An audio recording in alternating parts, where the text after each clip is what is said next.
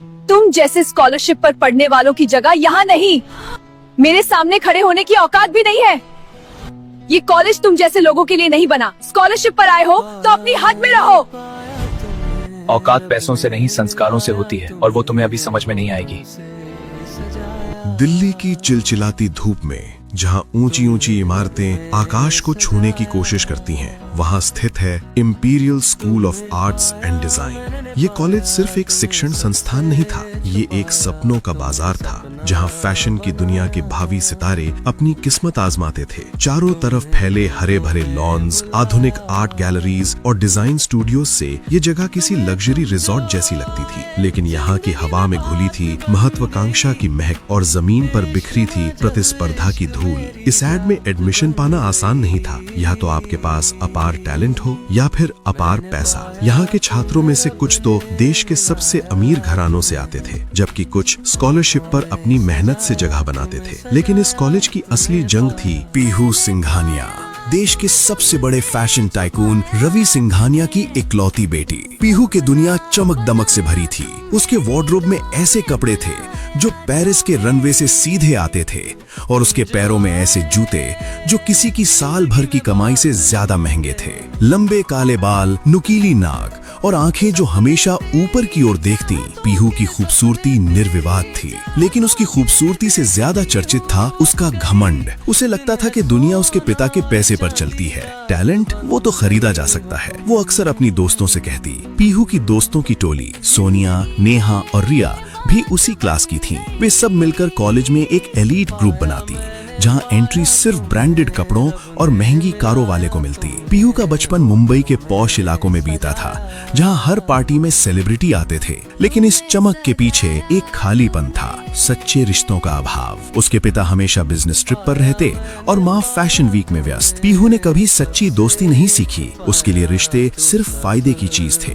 राज मल्होत्रा साधारण कुर्ता जीन्स में लिपटा, कंधे पर झोला टांगे और हाथ में स्केचबुक। राज बहुत कम बोलता था, लेकिन उसकी आंखों में गहराई थी, जैसे कोई अनकही कहानी छुपी हो। वो दिल्ली के बाहरी इलाके से आता था, कम से कम सबको यही लगता था। राज का चेहरा सादा था, लेकिन उसकी मुस्कान में एक आकर्षण था जो लोगों को बांध लेता। वो कॉलेज में स्कॉलरशिप पर आया था और उसके डिजाइन्स में एक अनोखी ताजगी थी। वो वेस्ट मटेरियल से ऐसी कला रचता जो पर्यावरण और संस्कृति को जोड़ती। राज का बचपन गांव में बीता था, जहां उसकी माँ सिलाई का काम करती। लेकिन राज की असली कहानी इससे कहीं बड़ी थी, एक रहस्य जो अभी खुलना बाकी था। वो हमेशा कहता, कपड़े इंसान को ढकते हैं, लेकिन संस्कार इंसान को बनाते हैं। राज को घमंडी लोगों से नफरत थी, लेकिन वो कभी लड़ाई नहीं करता, बस अपनी कला से जवाब देता। कॉलेज का पहला दिन, सितंबर की हल्की ठंडी हवा में ISAD का कैंपस जीवंत उठा था। नए छात्रों की भीड़, पुराने दोस्तों की हंसी मजाक और बैकग्राउंड में बजता पॉप म्यूजिक, सब कुछ परफेक्ट लग रहा था। कैंटीन सबसे व्यस्त जगह थी। यहाँ की दीवारों पर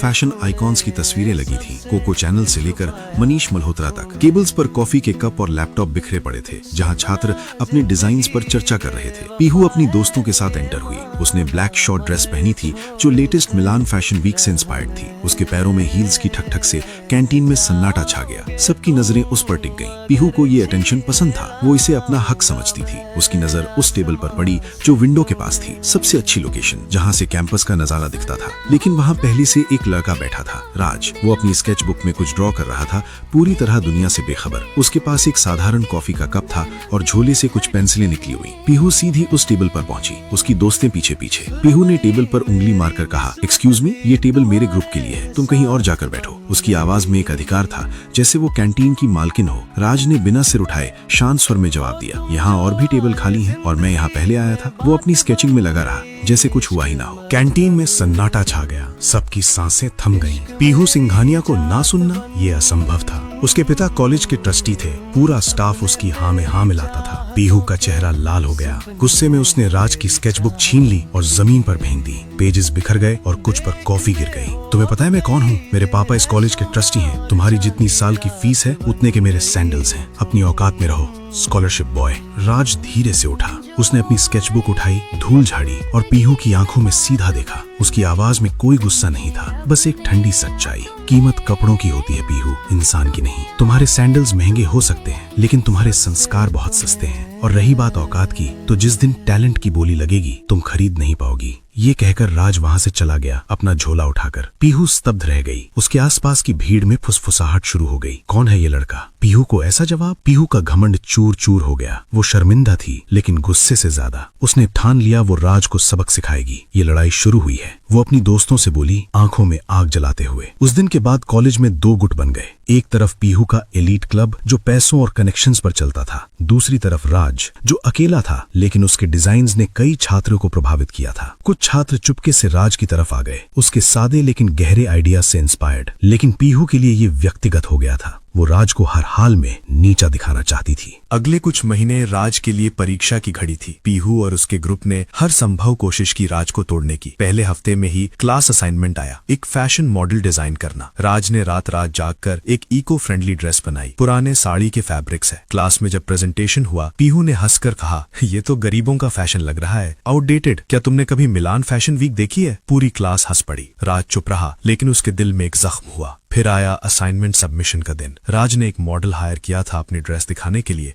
लेकिन शो से ठीक पहले मॉडल गायब हो गई। पीहू ने चुपके से उसे पैसे देकर भेज दिया था। राज हताश हो गया, लेकिन उसने हार नहीं मानी। रात भर जागकर उसने खुद कपड़े सिए और अगले दिन पुराने अखबारों और वेस्ट मटेरियल से एक नई ड्रेस बनाई। जजेस हैरान रह गए, ये इनोवेटिव है, पर्यावरण फ्रेंडली और स्टाइलिश। राज ने पहला कंपटीशन जीत लिया। पीहू का मुंह बंद हो गया, लेकिन उसका गुस्सा बढ़ गया। पीहू की कोशिशें जारी रही। एक बार क्लास में प्रोफेसर के सामने उसने राज के डिजाइन को कॉपी का आरोप लगाया। सर, ये तो इंटरनेट से चुराया हुआ है। लेकिन राज ने शांतिपूर्वक अपना स्केचबुक दिखाया, जहां महीनों की मेहनत दर्ज थी। प्रोफेसर ने पीहू को डांटा, झूठ बोलना अच्छी बात नहीं पीहू। पीहू अपमानित हुई। वो घर जाकर रोई। उसके पिता ने कहा, बेटी पैसा सब ठीक कर देगा। लेकिन पीहू को पहली बार लगा कि पैसा सब कुछ नहीं खरीद सकता। राज इन सब के बीच मजबूत होता गया। वो रातों को लाइब्रेरी में बिताता, किताबें पढ़ता, भारतीय टेक्सटाइल से लेकर मॉडर्न डिजाइन तक। उसके दोस्त बन गए कुछ स्कॉलरशिप स्टूडेंट्स, जैसे अमन जो गांव से आया था, और प्रिया जो सिंगल मदर की बेटी थी। वे सब मिलकर प्रोजेक्ट्स करते। राज उन्हें सिखाता, फैशन सिर्फ दिखावा नहीं, भावना है। लेकिन पीहू के अपमान उसे चुपते रहते। एक रात वो अकेला छत पर बैठा सोचता, क्यों लोग पैसों से ऊपर उठकर नहीं देखते। उसकी आंखों में बचपन की यादें घूमती, माँ के साथ सिलाई मशीन पर काम करना, पिता की अनुपस्थिति। लेकिन राज का रहस्य अभी सुरक्षित था। एक दिन कॉलेज में एक छोटा फैशन शो हुआ। पीहू ने महंगे फैब्रिक से ड्रेस बनाई, लेकिन राज की ड्रेस जो रिसाइकल्ड मटेरियल से थी ने सबका दिल जीत लिया। पीहू ने गुस्से में राज से कहा, तुम्हारी जीत सिर्फ दया की वजह से है, असली दुनिया में पैसा बोलता है। राज ने जवाब दिया, असली दुनिया में टैलेंट बोलता है पीहू, पैसा तो बस शोर है।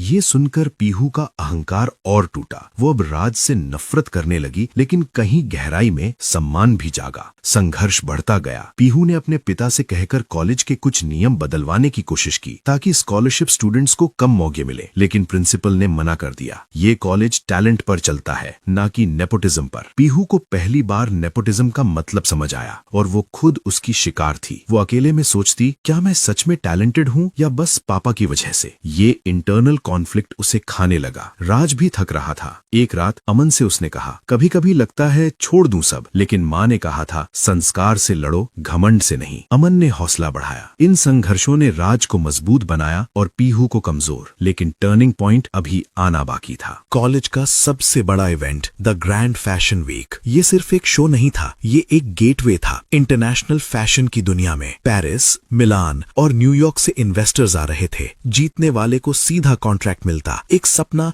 जो हर छात्र देखता था। तैयारी जोरों पर थी। कैंपस में रात दिन काम चल रहा था। सिलाई मशीनों की आवाज, मॉडल्स की प्रैक्टिस और डिजाइनरों की बहस। पीहू ने जीत पक्की करने के लिए सब कुछ झोंक दिया। उसने एक मशहूर इंटरनेशनल मॉडल एलिसा को हायर किया, जो विक्टोरिया सीक्रेट की स्टार थी। उसकी ड्रेस थी ग्लैमर एंड ग्लिटर थीम पर, महंगे सिल्क और क्रिस्टल से जड़ी। पीहू की टीम में 10 लोग थे, सब उसके पैसे पर। वो कॉन्फिडेंट थी, ये बार राज हारेगा, वो सोचती। राज की तैयारी अलग थी। वो अकेला काम करता, लेकिन उसके डिजाइन्स में गहराई थी। Sustainable elegance theme. वो दिल्ली हाट से लोकल फैब्रिक लाता और उन्हें मॉडर्न टच देता। उसके मॉडल थे कॉलेज के ही छात्र जो उसके दोस्त थे। शो का दिन आया। ऑडिटोरियम भरा पड़ा था। सेलिब्रिटी गेस्ट्स, मीडिया और इन्वेस्टर्स। लाइट्स चमक रही थी, म्यूजिक गूंज रहा था। पीहू का शो आखिरी था, ग्रैंड फिनाले। लेकिन बैक स्टेज में हादसा हो गया। शो शुरू होने से ठीक 1 घंटे पहले पीहू की ड्रेस में खराबी आ गई। जिप टूट गई और फैब्रिक फट गया। शायद किसी ने जानबूझकर किया हो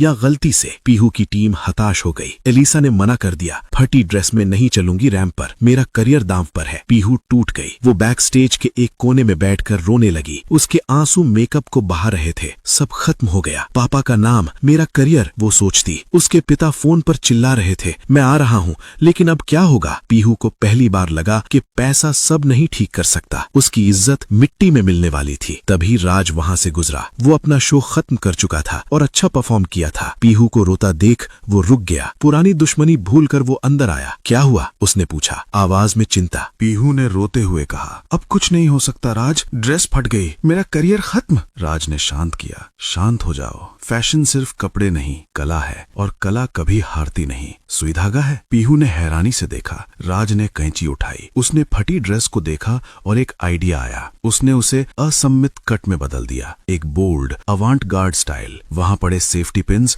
और एक स्कार्फ का इस्तेमाल कर उसने ड्रेस को नया जीवन दिया। ये ओरिजिनल से बेहतर था, एजदार, क्रिएटिव। सिर्फ 30 मिनट में अलीसा रैंप पर उतरी, ड्रेस चमकी और ऑडियंस ने तालियां बजाई। पीहू को स्टैंडिंग ओवेशन मिला, लेकिन पीहू जानती थी ये राज की वजह से था। शो खत्म होने पर वो राज के पास गई। थैंक यू, वो बोली, आंखें नीची करके। इवेंट के बाद पीहू बदल गई। अगले दिन क्लास में उसने सबके सामने राज से माफी मांगी। मैंने तुम्हारा अपमान किया राज, लेकिन तुमने मेरी मदद की। क्यों? राज मुस्कुराया, क्योंकि मैं किसी की मेहनत को बर्बाद होते नहीं देख सकता, चाहे वो दुश्मन ही क्यों न हो। दोनों अच्छे दोस्त बन गए। वे साथ प्रोजेक्ट्स करते। पीहू राज के साथ दिल्ली हाट जाती, जहाँ सस्ते फैब्रिक मिलते। पहली बार उसे सादगी की खुशी मिली। ये जगह कितनी जीवंत है, वो कहती। राज उसे सिखाता, फैशन आम लोगों के लिए है, न कि सिर्फ अमीरों के लिए। पीहू को राज से प्यार होने लगा, उसकी सादगी, उसका टैलेंट, लेकिन वो डरती थी कहने से। एक दिन पीहू ने राज को एक 5 स्टार होटल में जाते देखा। होटल का मालिक झुककर स्वागत कर रहा था। पीहू को शक हुआ, राज कौन है? वो सोचती। उसने चुपके से फॉलो किया, लेकिन कुछ नहीं पता चला। राज का रहस्य गहराता गया। दोनों की दोस्ती में रोमांस की झलक आने लगी। शाम को कॉफी पर राज कहता, तुम बदल गई हो पीहू, अब तुम्हारे संस्कार चमक रहे हैं। पीहू ब्लश करती, लेकिन रहस्य की परतें अभी खुलनी थी। कॉलेज का कन्वोकेशन डे। ऑडिटोरियम सजा हुआ था, फूल, लाइट्स और उत्साह। मुख्य अतिथि थी Mrs Gayatri Malhotra, Elegance brand की मालकिन, दुनिया का सबसे बड़ा लग्जरी फैशन ब्रांड। पीहू उत्साहित थी, ये उसका ड्रीम ब्रांड था। स्टेज पर गायत्री ने कहा, आज मैं यहाँ माँ के तौर पर आई हूँ। मेरे बेटे ने शर्त रखी थी कि वो अपनी पहचान छुपाकर पढ़ेगा, ताकि नाम से नहीं काम से पहचाना जाए। मैं बुलाती हूँ एलिगेंस ग्रुप के अगले सीईओ और गोल्ड मेडलिस्ट राज मल्होत्रा को। सब स्तब्ध। राज स्टेज पर आया, वही कुर्ता पहने। पीहू की आंखें फटी रह गईं। जिसे वो गरीब समझती थी, वो असल में अमीर था। उस साम्राज्य का वारिस जहाँ पीहू नौकरी का सपना देखती थी। राज ने स्पीच दी, मैंने पहचान छुपाई ताकि साबित कर सकूं, ब्रांड नहीं व्यवहार मायने रखता है। पैसा आपको कपड़े दे सकता है, लेकिन क्लास नहीं। असली अमीरी बैंक में नहीं, दिल में है। पीहू रो पड़ी। सब समझ आ गया, राज का सादापन, उसका टैलेंट। बाद में राज पीहू के पास आया, माफ करना,